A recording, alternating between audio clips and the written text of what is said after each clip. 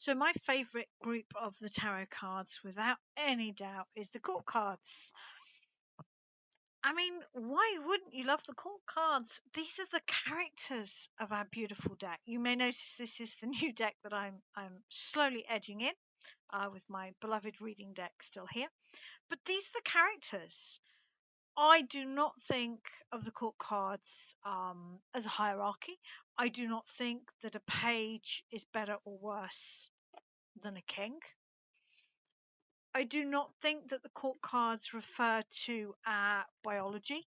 So although we may think about them as being gendered, I think they refer to our psychology.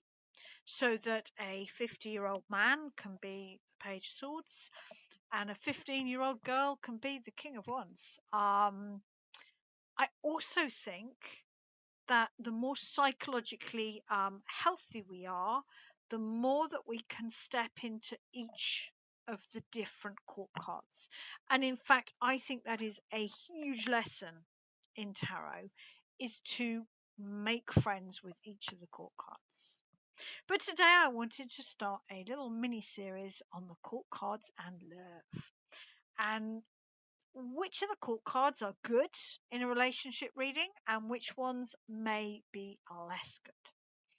I'm going to start with to me there are two red flag court cards for a relationship reading: the Queen of Swords and the King of Wands. Now, I want to point out at this point, on their own, they are not necessarily a red flag. You still have to take the time to do the reading and to understand their unique meaning. These are formulaic ways of reading the tarot, which is helpful, but no excuse for not actually reading each card in the spread. Beware the Queen of Swords in a relationship spread, because it can represent a single or a divorced, classically woman, individual.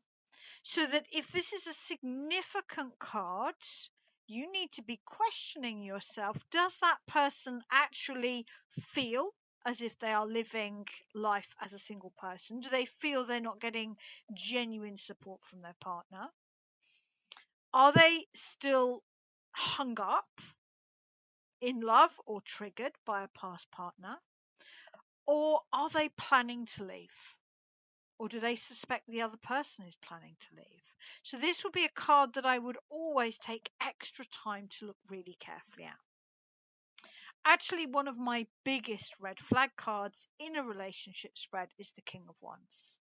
If you have a look at him, here is his throne here. Let's just compare him to the King of Swords. The King of Swords is sat squarely on his throne and he's looking at you, the reader.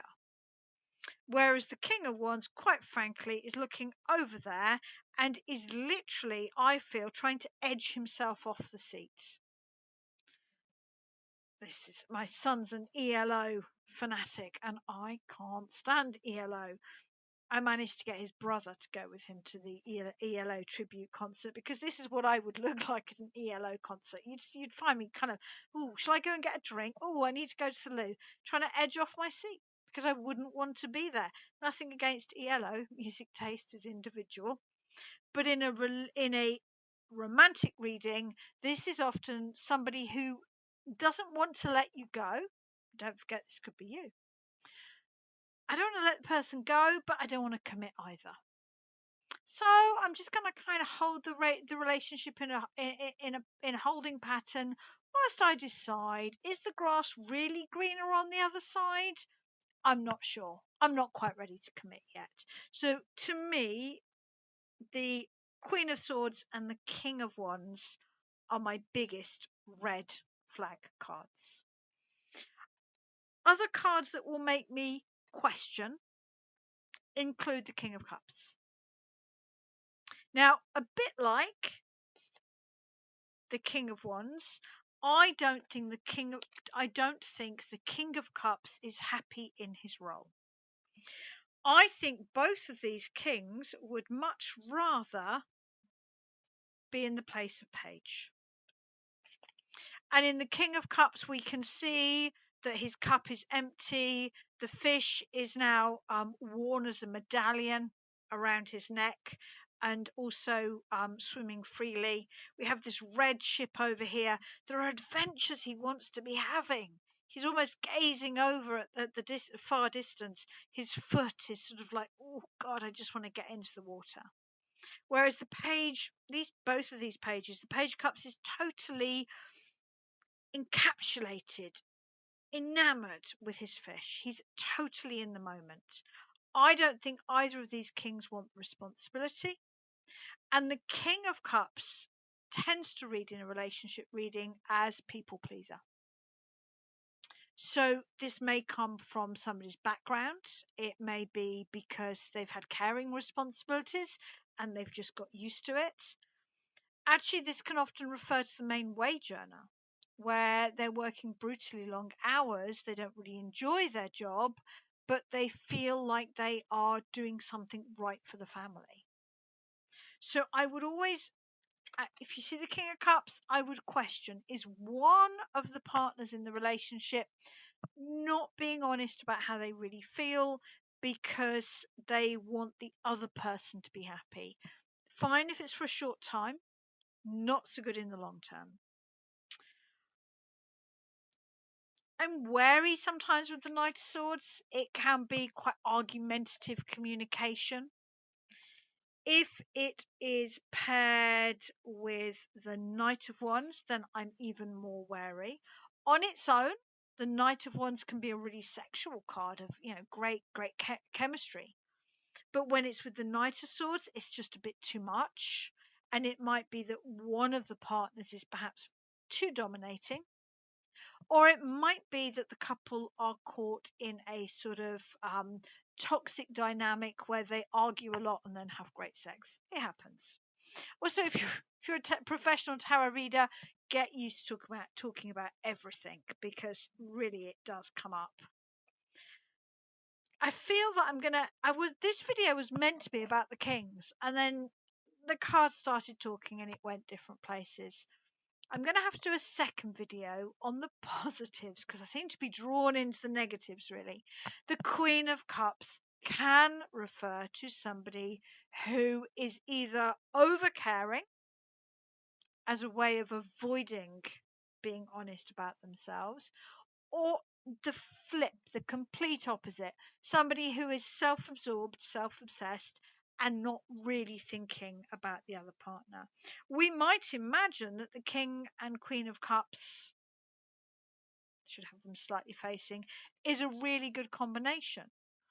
I would say this is a workable combination where one person is really considering about the needs of the other and one person is quite self-absorbed and selfish.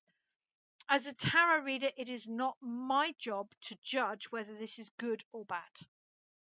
It is my job to reflect honestly on the relationship and for the other person to go, yeah, actually, that is pretty much how we are, and we're both really happy with it. And if that's my client's answer, then I have to respect that. But the Queen of Cups can have that little bit of selfishness there.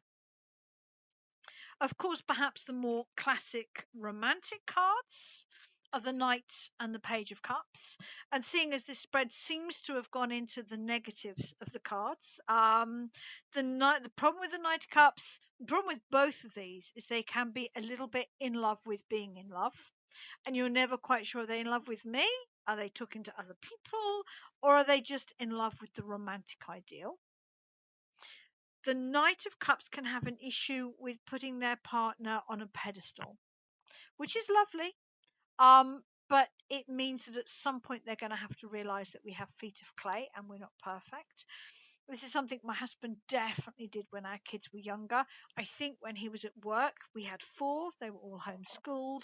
I think he used to imagine me like in a 1950s cocktail dress and the children in romper suits and coming home to, happy singing and a beautiful home-cooked meal. And it never happened. And that, I think, was probably one of the problems in our relationship. So looking purely at the negative sides, This can be putting someone on a pedestal that is unattainable, and the Page of Cups can be a little bit in love with being in love. The Page of Wands, oh, it's harsh to find something negative about this card, but I have to be fair. The Page of Wands can be completely obsessed with their partner, put them at the center of their world, and then when they find something new, they can drop them. Page of Pentacles is hard to find a negatives for. I'll come back to that one. The Queen of Wands, she just can think too much of herself. It's less selfish than the Queen of Cups, which is very much emotional and emotional needs. The Queen of Wands is much more a case of, actually, I want to go on holiday next week. Are you coming or not? And again, if that works in your relationship, that's great. But if you're looking for a cooperative relationship, Queen of Wands may not necessarily be for you. The Queen of Pentacles can mean that somebody is over-identified with the role of partner. Very often this is, I have to be honest, when a man is seeing a woman as somebody who will do the cooking, the cleaning and the shopping, and has lost sight of the woman they really are. But arguably this could be a woman seeing the man as the main provider and not seeing that they have emotional needs as well.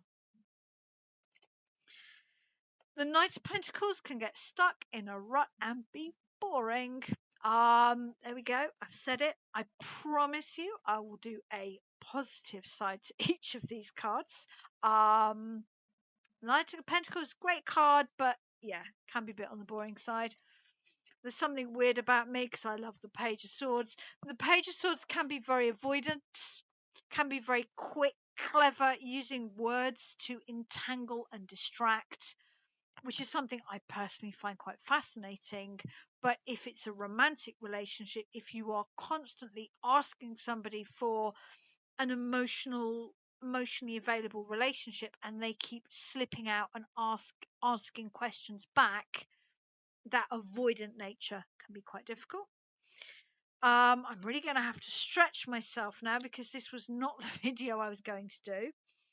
The King of Swords, I love this card, but in a romantic relationship, it can just be a bit cold.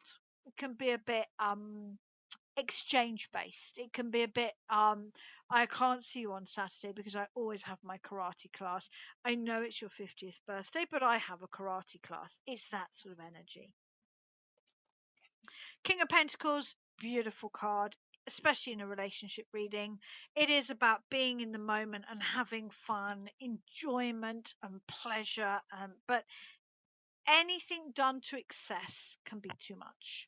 So this can be somebody who perhaps is very much focused on, we're going out for a lovely meal, we're going out to the theatre, we're getting dressed up, we're having a wonderful time, but isn't actually tuning into the fact that you need some downtime or some alone time. So it can be too focused on having a good time, which isn't always a good thing.